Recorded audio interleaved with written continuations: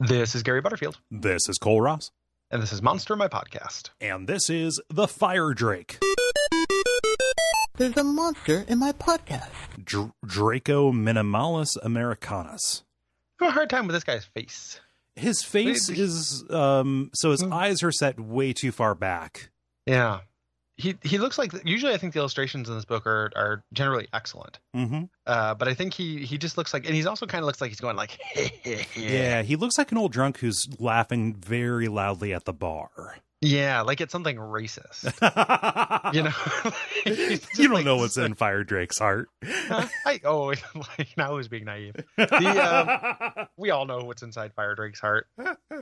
It's about how those ISOs keep showing up, and it's how he wants to eliminate ice. Yeah. It's his Twitter handle and everything. So you said ISOs, and I was thinking like disk images. Oh yeah, that's true. Then I pivoted to being about the immigration and evil services or whatever the actual, orphan makers. Oh yes, the United States government are called. Yeah, we're going to deport parts of your family. Speaking of and really like traps and shit. Like, that's the fucking worst, man. Like it's unacceptable.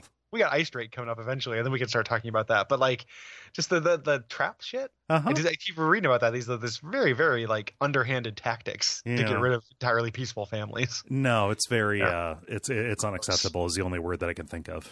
Yeah, I don't know why we let it happen. Yeah. Super fucking gross.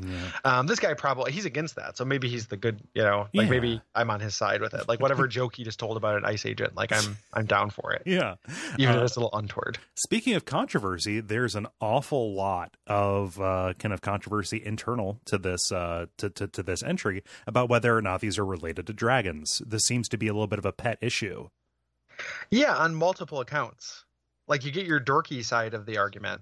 With Peterson over here, he's like, a loud contingent of people made this guy they forced through calling him Draco Minimalis. Yes, it is a mistake that will soon be remedied.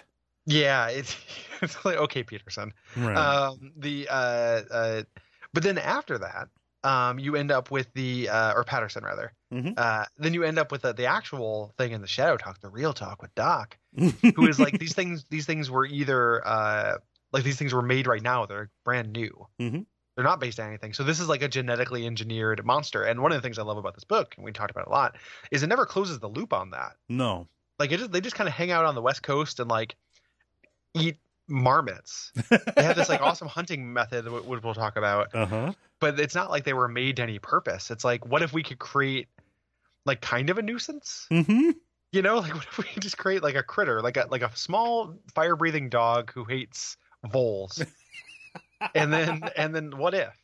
And like we never stopped to think. We only thought to stop where we could. We didn't stop to think whether we should or why we would. It's like the worst Jurassic Park. Oh yeah, I mean, just kind of like we are going to mildly inconvenience the small mammal population. Yeah, take that, Northern California. Like it just, it's just very, very strange. Yeah, but I mean, like, so I do like this as part of some kind of like conspiracy to recreate dragons. Go a little bit Aldea. Aldea. Yeah, I about said Vendrick, but that's incorrect. Yeah, that. Oh boy, you would have heard about that. Oh boy. Yeah. Oh man. I'm happy I didn't say that. Yeah. So like somebody was trying to make. Because there's a little bit of dragon DNA, but it's a lot like Jurassic Park, where there's like it's like the real the mixed grill, of like how that had like frog, and then the new one human, and then life found a way. Yeah, and then in the south of the border version, cumin. We had to talk about their marmot hunts. Yes, like what all this like Strum and Drang and like conspiracy nonsense. What it all led up to though, is what these guys do. Is they find systems of tunnels underground where like groundhogs and stuff live. They find burrows. And they find burrows. They breathe fire into it, but they don't do it fast enough or well enough to where it'll get the adults. The adults can get out, but they leave the kids. Because I don't know. Because I mean, what we really got to take from this is that like let's get busy making some more. Well, I guess that's true. Like Papa Groundhog's like this is a renewable resource, honey. Like leave Timmy, Groundhogulon and Sam Groundhog Elon, our cyborg groundhog son.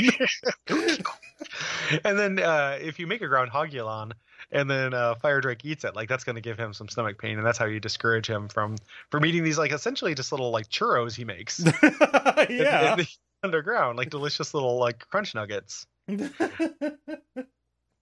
It'd be like, but all that conspiracy theory adding up to that is, it reminds me of like if they ever did like a finale to the X-Files, you know, and like Mulder like follows the cigarette smoking man, you know, for like a day, and it's really like intense, and cigarette smoking man like looks behind him and stuff, and then he eventually gets to where he is, and it's that he has a second job at Sbarro's. Would you like to make that a large for 50 cents extra? Do you want bread? Do you want pizza sticks with your pizza? Brad, how many times have I told you we smoke 25 feet away from the entrance? This is your second strike, Brad.